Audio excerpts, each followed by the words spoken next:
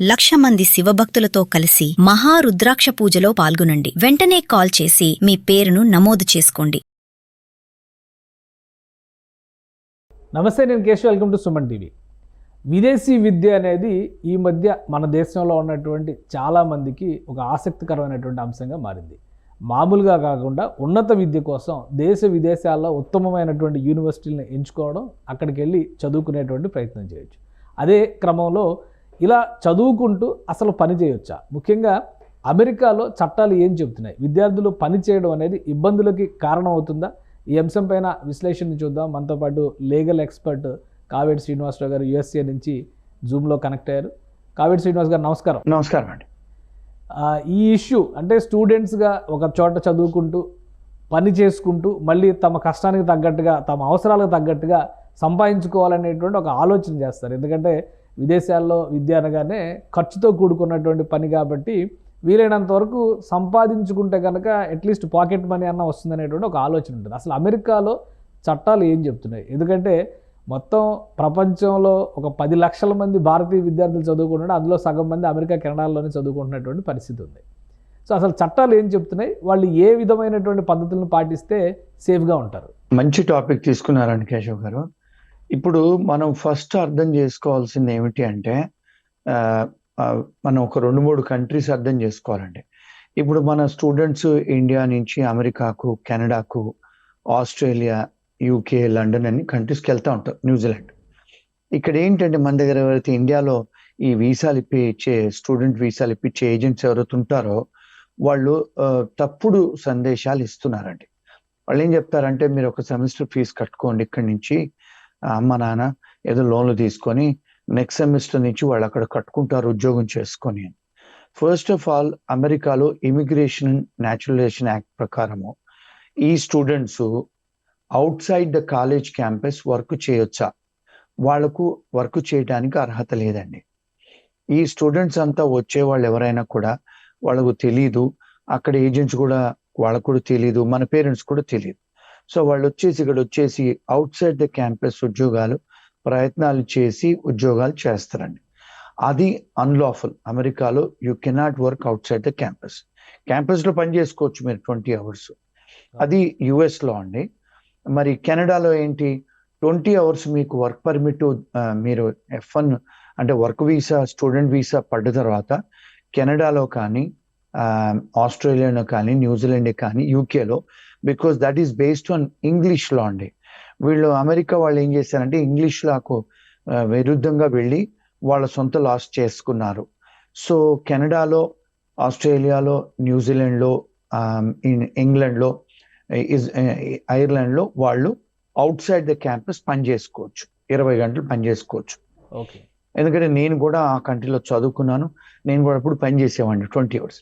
కానీ 20 అవర్స్ కంటే ఎక్కువ పని చేయడానికి లేదు బయట. మరి సమ్మర్ టైంలో ఫుల్ టైం చేసుకోవచ్చు ఆ దేశాలలో. కానీ యుఎస్లో ఏంటంటే 20 అవర్స్ మాత్రమే, అది క్యాంపస్లోనే పని చేయాలి. అవుట్ సైడ్ ద క్యాంపస్ పని చేయడానికి అర్హత లేదండి. దట్ ఈస్ 20 అవర్స్ అంటే పర్ డే 20 అవర్స్ అన్నట్ట, లేదంటే దానికి ఏమైనా క్యాలిక్యులేషన్ ఉందా? వీక్లీ 20 అవర్స్ అండి. ఇక్కడ ఫుల్ టైం అనేది 40 గంటలు చేస్తే ఫుల్ టైం కింద పరిగణిస్తారండి అమెరికన్ లో. సో అందులో 20 అవర్స్ పని చేసుకోవచ్చు.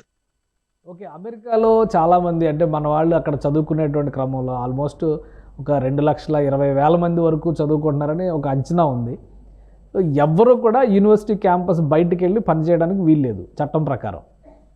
కరెక్ట్ అండి. ఒకవేళ అలా ఆ చట్టాన్ని అతిక్రమించి కొంతమంది తమకు తెలిసిన వాళ్ళు, ఎందుకంటే మన తెలుగు వాళ్ళు కానీ ఇండియన్స్ కానీ ఉన్న చోట్ల ఆ ఫ్లెక్సిబిలిటీని ఉపయోగించుకుని బయటకు వెళ్ళి పని చేస్తే వచ్చేటువంటి పర్యవసానాలు ఏంటి? ఇప్పుడు 2 విషయాలు మాట్లాడుకోవాలండి.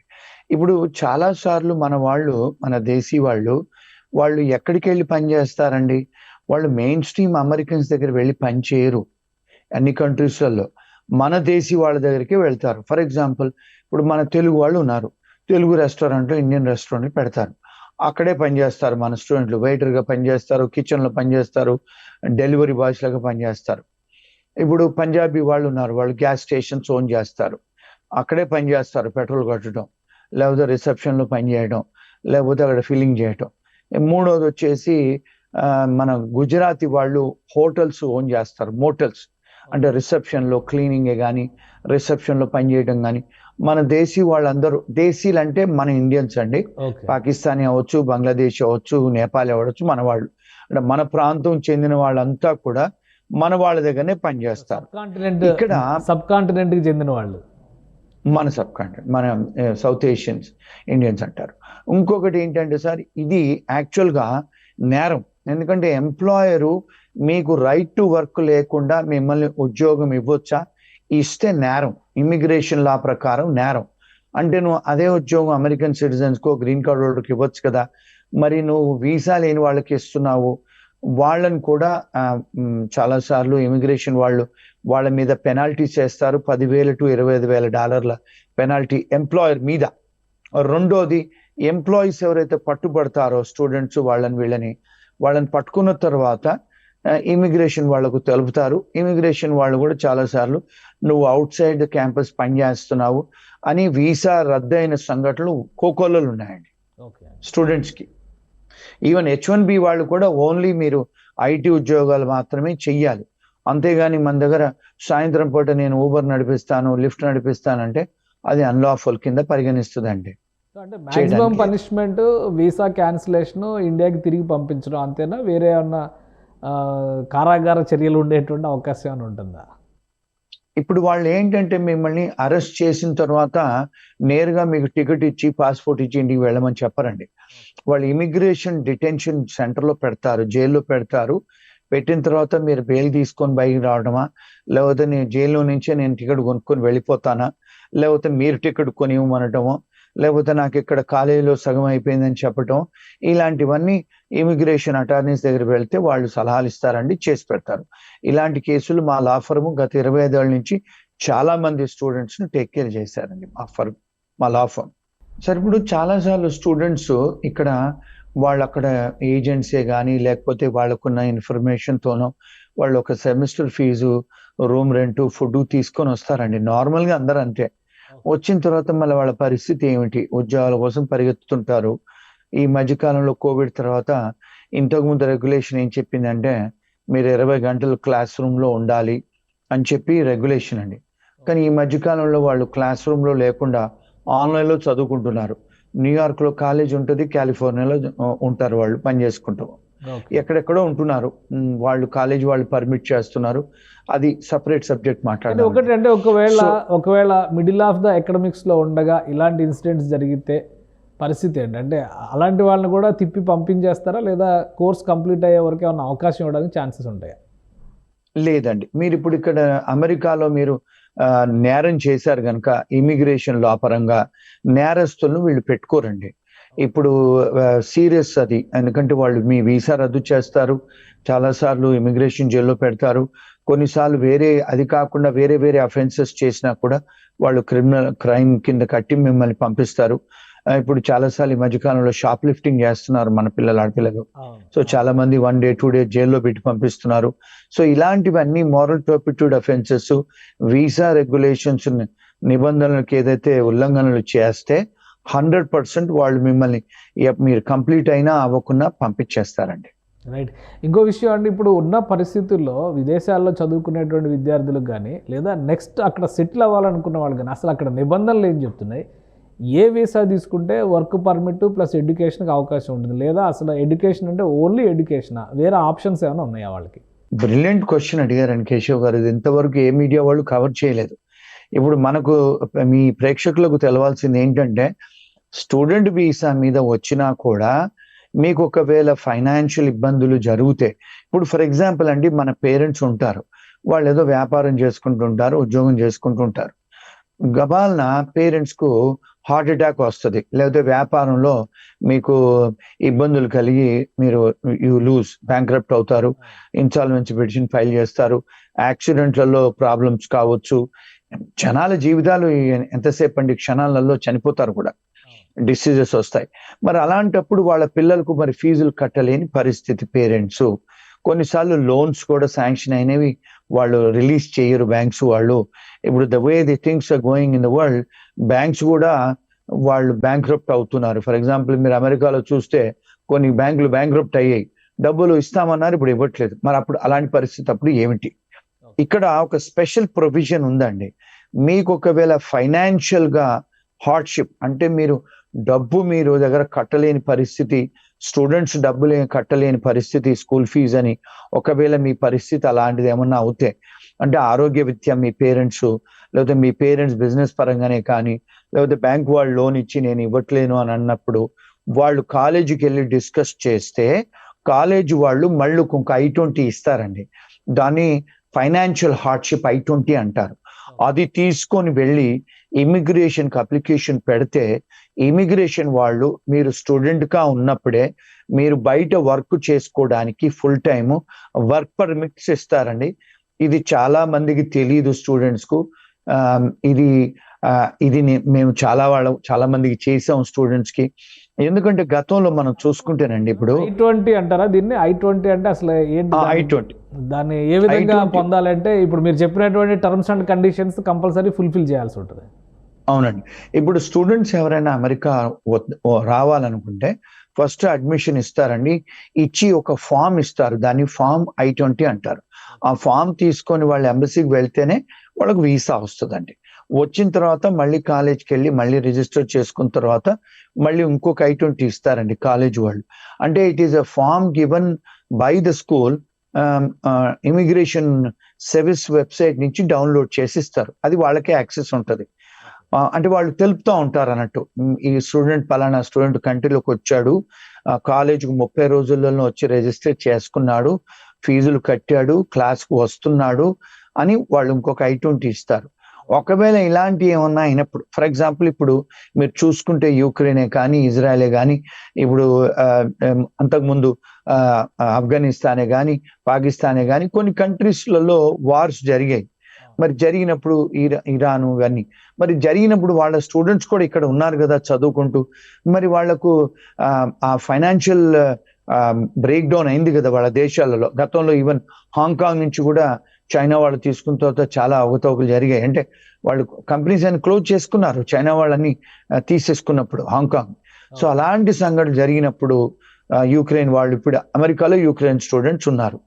ఇప్పుడు ఫర్ ఎగ్జాంపుల్ గతంలో మన Indian students, medical students Ukraine లో చదువుకున్నారు. మధ్య బికాస్ ఆఫ్ ద వార్ వెనక రావాల్సి వచ్చింది.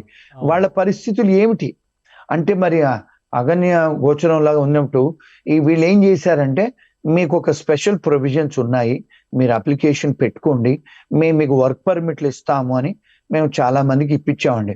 గతంలో ఇప్పుడు ఫిలిప్పీన్స్ లో, కొన్ని కంట్రీస్ లో, థాయిలాండ్ లో సునామీ వచ్చింది కదండి. మరి వాళ్ళ స్టూడెంట్స్, వాళ్ళ కుటుంబాలు కూడా ఉన్నారు కదండి అమెరికాలో. మరి వాళ్ళు రోడ్డు మీద పడలేరు కదా.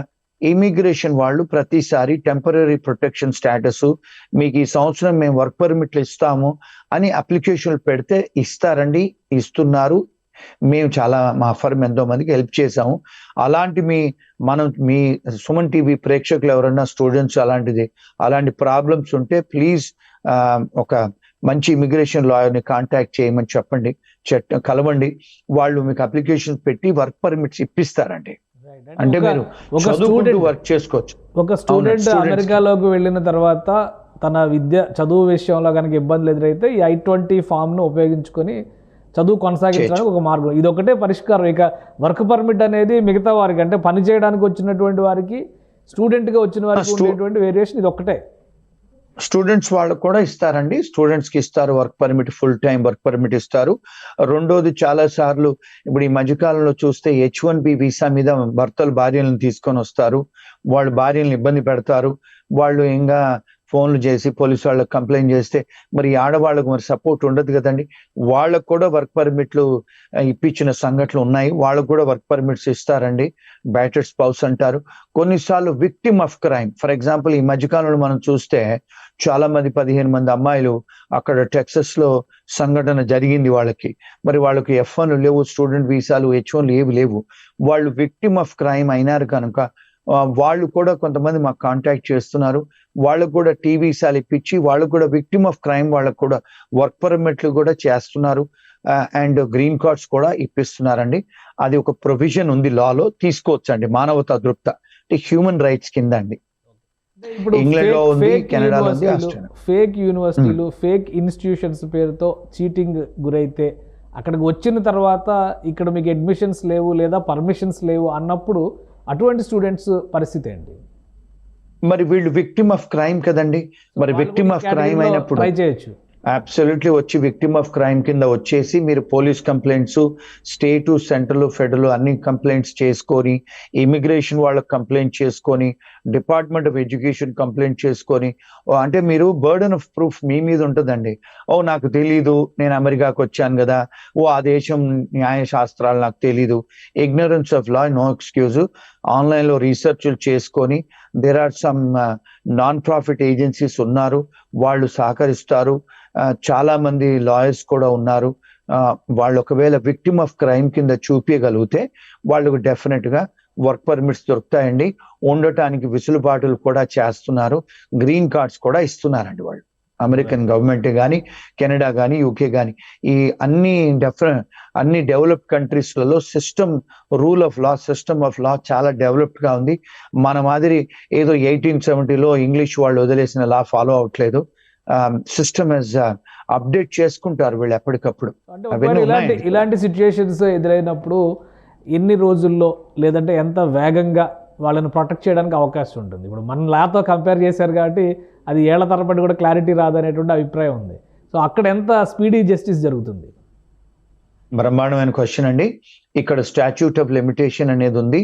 నార్మల్ గా 60 to 180 days లోపల అప్లికేషన్ వాళ్ళు డిస్పోజ్ ఆఫ్ చేయాలండి. Statute of limitation time lines ఉన్నాయి అమెరికాలో. మీరు సంవత్సరాలు పెట్టుకోవడానికి లేదండి. Delayed justice is delayed defeated justice అన్నట్టుగా ఆ నినాదం వీళ్ళు ఫాలో అవుతారు. ఇనార్డినేట్ డిలేస్ అవ్వండి.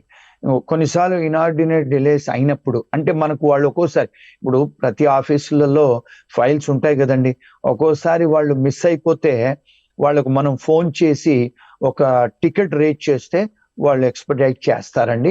మేము మా లా ఫర్మ్ నుంచి కూడా చాలా మందికి చేస్తూ ఉంటాము. క్లయింట్స్ ఎవరన్నా ఫోన్లు చేస్తే కూడా వాళ్ళకి ఈ సలహాలు చెప్తా ఉంటామండి. చాలా మందికి నేను చెప్తున్నాను. టెంపరరీ రిలీఫ్ గా వాళ్ళకి ఉండటానికి షెల్టర్ కానీ లేదంటే సపోర్ట్ కానీ ఏమైనా దొరుకుతుందా? అది కూడా ఉందండి. షెల్టర్ కూడా ఇస్తారు, ఇక్కడ అన్ని కూడా ఇస్తున్నారండి. మున్సిపాలిటీ, సిటీ వాళ్ళు ఇస్తారు, స్టేట్ వాళ్ళు ఇస్తారు, సెంట్రల్ గవర్నమెంట్ వాళ్ళు ఇస్తారండి. కానీ వాళ్ళు లీగల్ గా ఫాలో అవ్వాలి సిస్టమ్. అంటే ఏదో ఇన్ఫర్మేషన్ దొరికింది కదా, దీన్ని వాడుకొని మనం వర్క్ పర్మిట్లు చేసుకుందాము, అబద్ధాలు చెప్పేసి లేకపోతే మనం గ్రీన్ కార్డు తెచ్చుకుందాం అంటే, మీరు ఒకవేళ తప్పుడు అప్లికేషన్లు పెడితే వీళ్ళు ఫ్రిబులస్ అప్లికేషన్స్ కింద జైలుకు పంపించిన సంఘటనలు కూడా ఉన్నాయి. అందుకని ఇక్కడ మీరు అమెరికాలో law is like A fire అండి. మీరు అగ్నితో ఆడుకోకూడదు, అంటే నిజంగా అయితేనే చెయ్యాలి. రైట్. థ్యాంక్ యూ శ్రీనివాస్ గారు, మీ అభిప్రాయాలు తెలియజేస్తున్నారు. Thank you. ఇది విదేశాల్లో చదువుకోవాలని ఉబలాట పడేటువంటి విద్యార్థులు అక్కడ తెలియక చేసినటువంటి పొరపాట్లు వాళ్ళకి శాపంగా మారుతాయి. విద్యార్జన కోసం వెళ్ళినటువంటి వాళ్ళు, ముఖ్యంగా అమెరికాలో అయితే క్యాంపస్ బయట పనిచేయడానికి ఎలాంటి పర్మిషన్స్ లేవు. అలానే స్పెషల్ కండిషన్స్లో I-20 లాంటి వర్క్ పర్మిట్స్ తీసుకోవడం ద్వారా వాళ్ళు పని చేసుకోవడానికి కొన్ని వెసులుబాట్లు ఉన్నాయి. అయితే అగ్నితో చెలగాటం అనేటువంటి పోలిక శ్రీనివాస్ గారు చెప్పారు. జాగ్రత్తగా అక్కడ ఉన్నటువంటి చట్టాలని గౌరవిస్తూ అవసరాలకు తగ్గట్టుగా వినియోగించుకుంటే ఎలాంటి సమస్య ఉండదు. కానీ అనవసరమైనటువంటి ప్రయోగాలు చేస్తే మాత్రం ఖచ్చితంగా ఎదురు తగిలేటువంటి అవకాశం ఉంటుంది అనేది శ్రీనివాస్ గారి విశ్లేషణ. ఇది స్పెషల్ డిస్కషన్. Keep watching.